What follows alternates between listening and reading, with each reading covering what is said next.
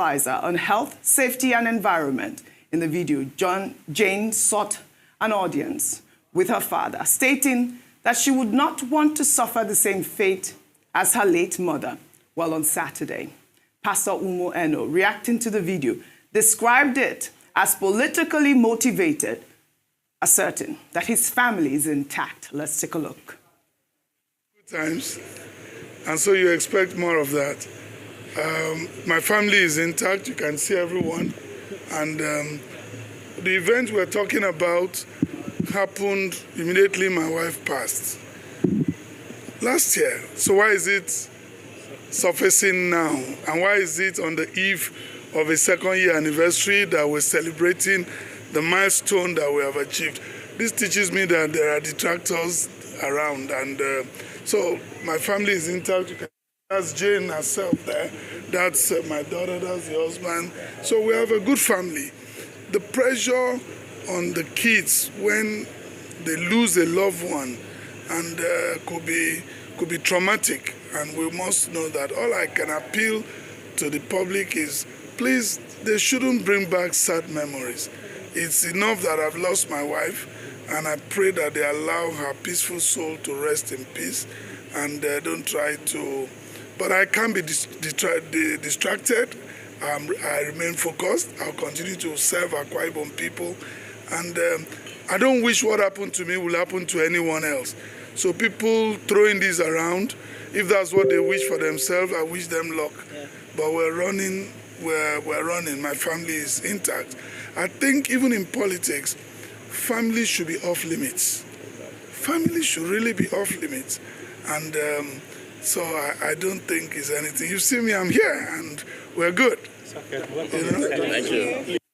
This was really good. I am glad that the governor came out to debunk the story. We did see it circulating, and I didn't understand why, the media outlet reported it like, she was accusing, Pastor Umo Eno of killing her late mother. In the video that I watched that was circulating, nowhere did she mention that her father was responsible for, her mother's death.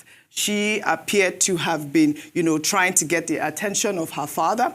And like her father has said, the pastor is saying that it's politically motivated. And at no time, did she accuse him of, killing her late mother. And like he said, their family is still mourning. Just a year has passed. And, we should let them mourn at this point. Absolutely. I love that he concluded by saying in politics, family should be off limits, especially because we all understand, all of this happened before us. We watched all of this transpire. He was married to his wife for 38 years, has a beautiful family. Now, one thing about grief, especially as Africans, is that it takes on quite a peculiar shape. When you see Africans grieving, it's a little bit different to when other people are grieving. It's common, especially when an African dies. We seldom accept that it was natural causes. The discussion at funerals is always around, who did this and who did. So, all of this has to be contextualized around the pain of these, of the daughters who feel that their mother's life was cut short before her time. And it's unfortunate that people are using this to bait for other issues. These are internal family and very sensitive issues that we don't need to, to get excited about these types of things circulating on social media. And I'm glad he came out with his family and showed that the issue is settled. He pointed out, he said, there's Jane over there. Jane was in the entourage there. They've settled their issues. And this is the thing with Family Matter. We allow families to resolve their issues. Dr. Bati, we have very limited time. You mentioned grief. The authoritative text on grief is by Kubler-Ross on death and dying. Kubler-Ross identified 5 stages of grief, that when people lose a loved one, they go through stages of grief. Other theories have identified 7 stages of grief. Now, I mentioned that to go to the statement that I saw by the governor, Umo Eno. He said, look, this incident occurred when the mother died, Patience Uluwakemi Umo Eno, in September 2024, following a short illness. So, children, members of a family, they can reflect, they can react differently on that scale of 7 stages of grief, 5 stages of grief that I've identified. But the governor's main point is that, look, this is politically motivated. The children may have reacted that way when their mother died, while they were grieving. But it shows that in Akpabio State, people are playing politics. They want to sabotage him. This is why they have brought it up on the occasion of his second year in office, to change the narrative.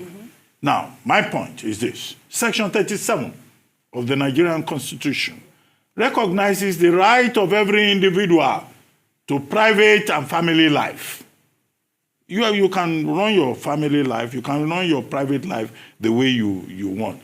But in Nigerian politics, anything goes. Yes. They will bring anything and throw it at you. Yes. And this is what Governor Umoeno is facing at this moment. But I think it's important that he has clarified this by saying, look, this material is dated and that his family is intact, and he doesn't think that people should disregard his rights. Yes.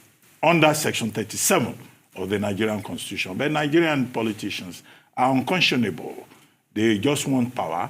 And if you go into politics, you will hear stories about how your mother gave birth to you, about where your mother first had an encounter with your father. Talked about it. Speaking about grief, and I want to hear, you're absolutely right. Speaking about grief, I lost my mother less than 2 years ago, and I remember saying the same thing with my family, that, my mother sacrificed her life for us to move forward. And, this is it. That's what happens during grief. Please, let the family mourn. We'll take another story now. Over the weekend, President Bola Ahmed Tinubu inaugurated the first phase of the Lagos-Calabar Coastal Highway, a project under the Ministry of Works in collaboration with high-tech construction company founded by Gilbert Shagori. During the inauguration, Tinubu described Shagori as his partner in daring, commending him for the successful completion of the 30-kilometer highway. Tinubu also reflected on the journey he undertook with Shagori to tame the Atlantic while he was Lagos State Governor. Let's take a look. To the contractors and my partner in daring,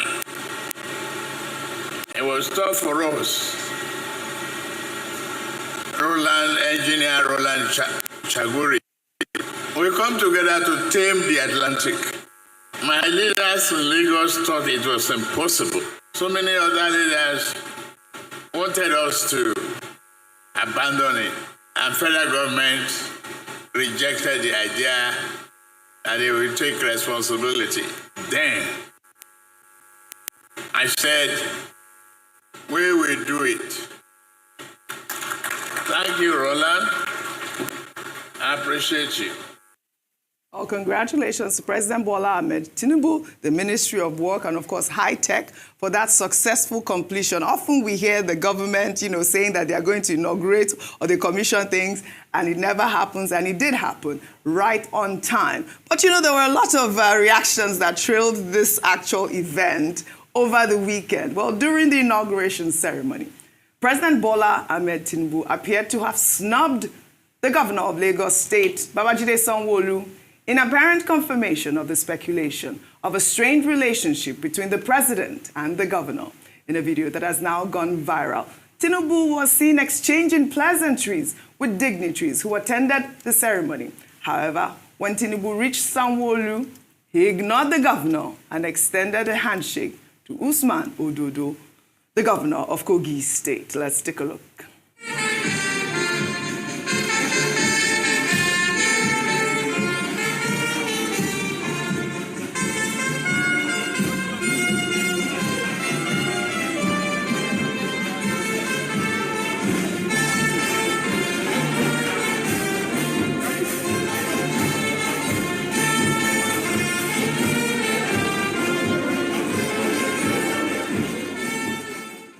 All right, we saw that because you're smiling. No, I know. I'm asking Vimbai why she's laughing so much. It's just cracking. Of course, I know it's Adefemi. So, but that there's been that speculation, regarding the whole rancor between Sanwo-Olu and Tinubu.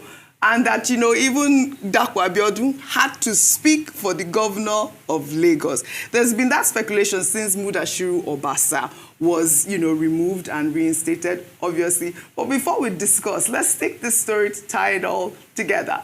Meanwhile, Senate President Godswill Akpabio, during the inauguration ceremony, advised second-term governors to be deliberate in choosing their successors, warning against handing power to unprepared loyalists. He noted that such actions often lead to betrayal.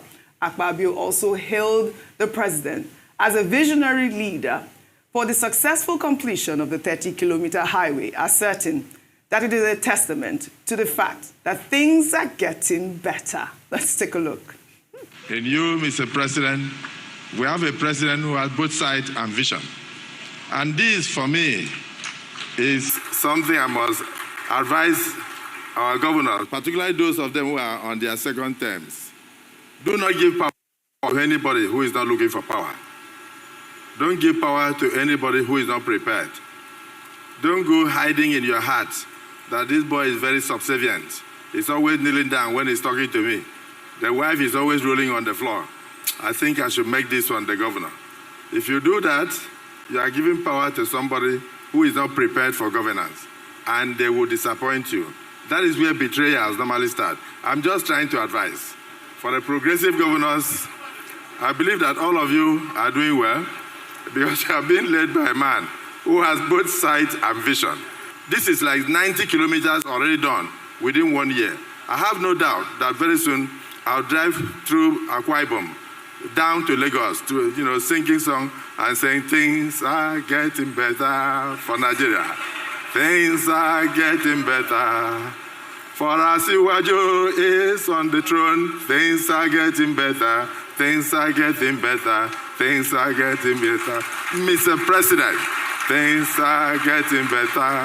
Hey, the things are getting better for Nigeria. For Nigeria is on the way.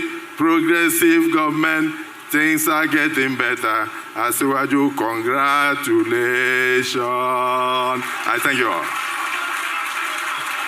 Asiwaju, congratulations. Things are getting better.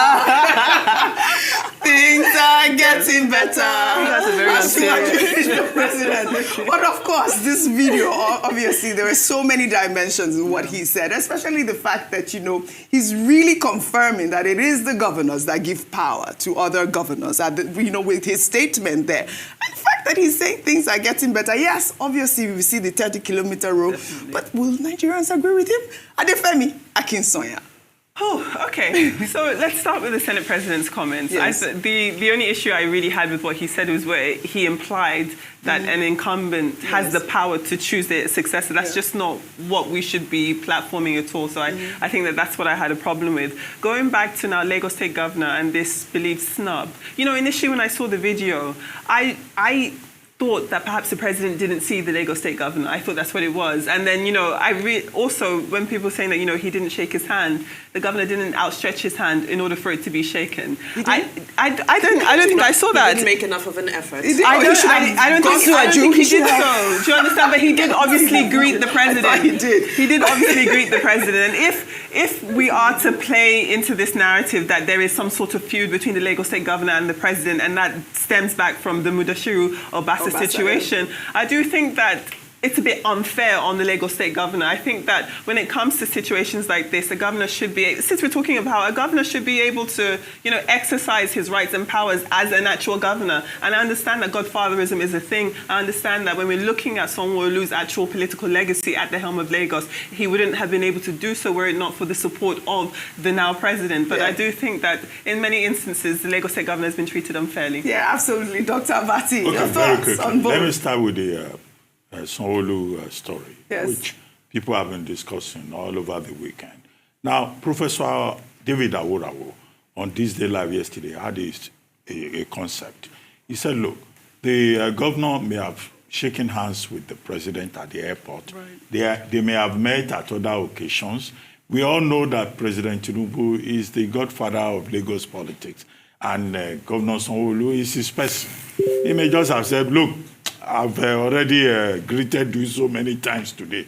Let me attend to people who are coming to Lagos. However, the part of it that some people are uncomfortable with is that when it was time to speak, yes, that road is in Lagos. In Lagos, so he's the host governor. They said, the reporters that were there, they said the president decided to call Governor Akpabio to be the one to speak in Sanwo-Olu's territory. But I assume that, it's a family affair. They will resolve it. It's a father and son kind of thing. I think the matter will be resolved. Yeah.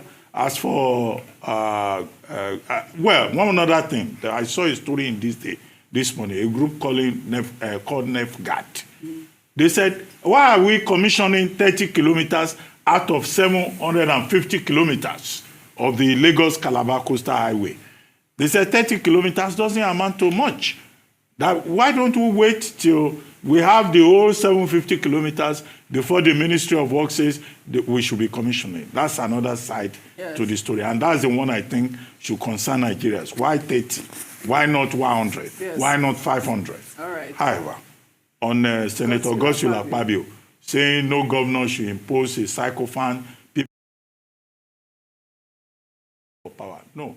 In fact, our position is that no governor should impose anybody. It's impossible. Anybody who wants to be governor should be chosen by the people of Nigeria. Agreed. People of Nigeria. This is called democracy. Yes. It's about free choice. It's about the power of the people. Yes. It's not about an outgoing governor saying this is the person I want to succeed me. That's part of the problem. This anointment, entitlement, Godfather syndrome in Nigerian politics. Well said, Dr. Abati. I did see a statement from Sanwo-Olu over the weekend praising, President Tinubu, saying that he's making meaningful progress and that he supports his administration. Well, all right, we'll follow up on this story in Lagos State and the president. Shall we head over to Kano State now, where the government has declared today, Monday, June 2nd, as a public holiday to mourn and sympathize with the families of 22 athletes, coaches, and officials who died in a fatal auto crash. The victims were part of Kano's contingent returning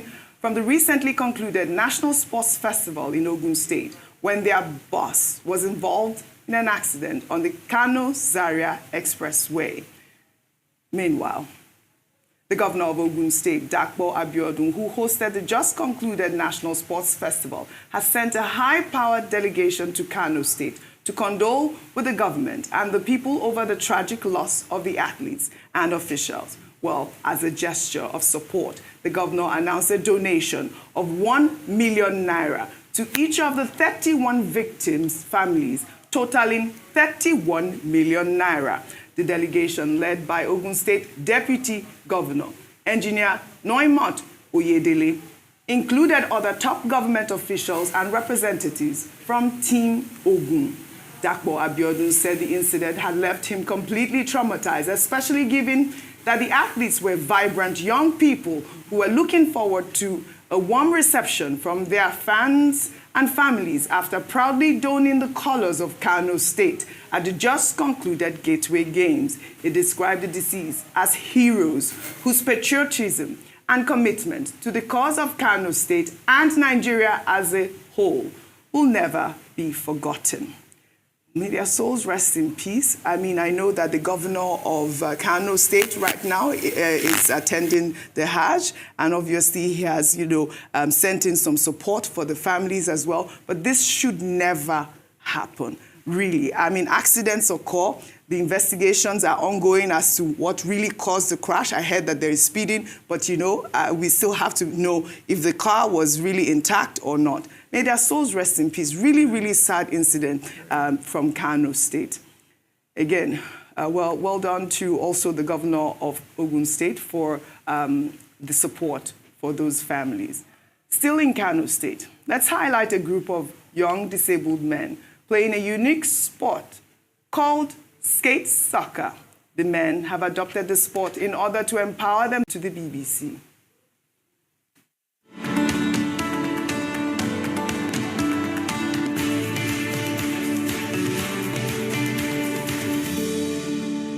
A lot of us, our family depend on us. Through this sport, a lot of disabled people are not on the street now begging. My name is Abdulwasir Ibrahim. I'm a Kano Pillars para-soccer goalkeeper. My name is Idris Mukhtar. I started to play para-soccer in 2013. Para-soccer helped me. I'm seeing many people. The government give me governments to encourage us. My future ambition is I want to be a doctor in order to help those youths that are coming up. I need to go outside country to play para-soccer. All African game, Olympics. I want it. All right. I thought this was good to highlight, to see these disabled young men also pursuing their dreams and career. I mean, a quick word from you, because I really want to touch on this story. It really touched my heart. I think it's fantastic. Word, yeah. It's fantastic that we find ways to be able to work with what we have. Yes. I'm a big fan of that, Yeah. not seeing life as half empty but half full. Yes. And this is the true personification of that. Yes. And just how positive and optimistic they Yes. are. They're able. Yeah. And I think that's what I really love about I loved it. I mean, we saw these people saying, one of them says they want to be a doctor in the future. I mean, life does not end there. Kudos to those young men. Let's now highlight our story on the milestone. Bianca Ojukwu, Nigeria's Minister of State for Foreign Affairs and widow of the late Biafran leader, Dim Chukwuemeka Odumegwu Ojukwu, has fulfilled a decades-old promise by honoring Bruce Mayrock, the 20-year-old American student who died protesting during the Civil War on May 30th, 1969. Mayrock set himself ablaze in front of the United Nations headquarters in New York, desperate to draw the world's attention to the atrocities of the Nigerian Civil War.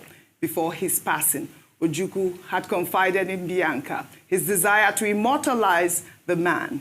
Now, 13 years after Ojukwu's death, Bianca kept that promise. She built the Bruce Mayrock Memorial Building, a 3-story edifice with a memorial hall, exhibition gallery, and conference center. She also launched the Bruce Mayrock Memorial Foundation, which empowers youth through skills training, entrepreneurship, leadership, and peace building.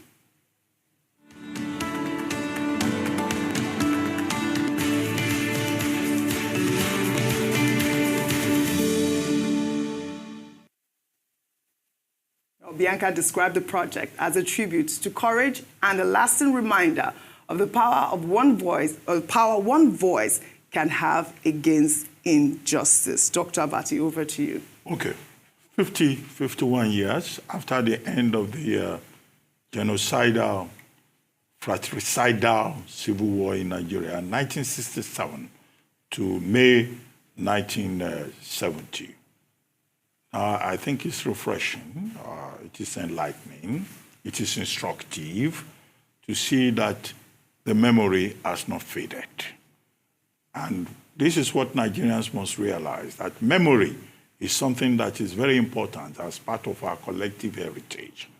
And what Mrs. Bianca Ojukwu is doing is to remind us of that part of history.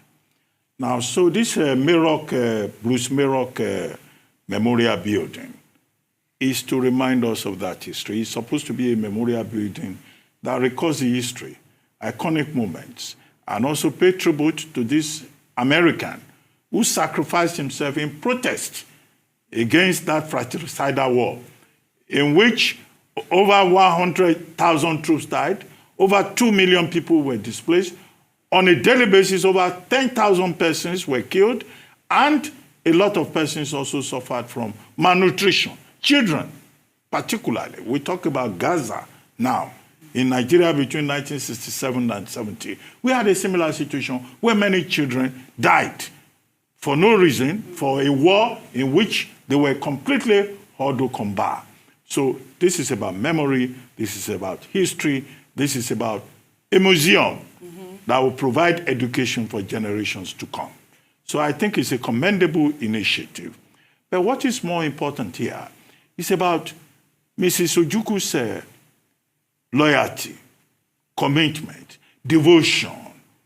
as a widow. One of the last wishes of Dim Odumegu Ojukwu was that he would like a memorial building to be built in honor of this gentleman, Bruce Mayrock, who engaged in an act of self-immolation in identification with the people of Biafra. Now, some widows are merry widows. Once their husbands die, they just break off. But this is Bianca Odumegu Ojukwu respecting one of the last wishes of her husband and showing that even in death, she's a very faithful and loyal wife.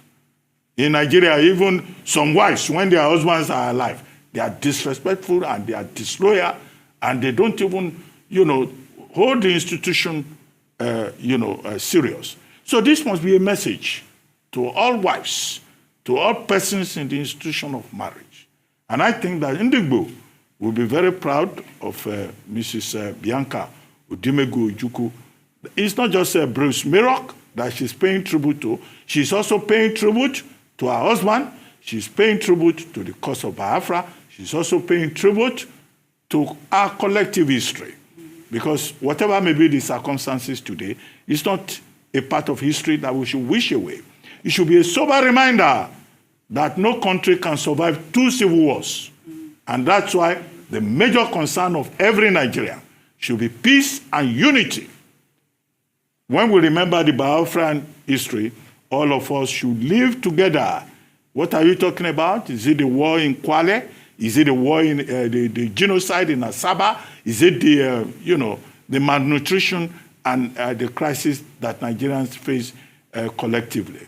The message is, as General Gowon put it, to go on with one Nigeria is a task that must remain an eternal obligation for every one of us as Nigerian compatriots. Well said, Dr. Abati, well said.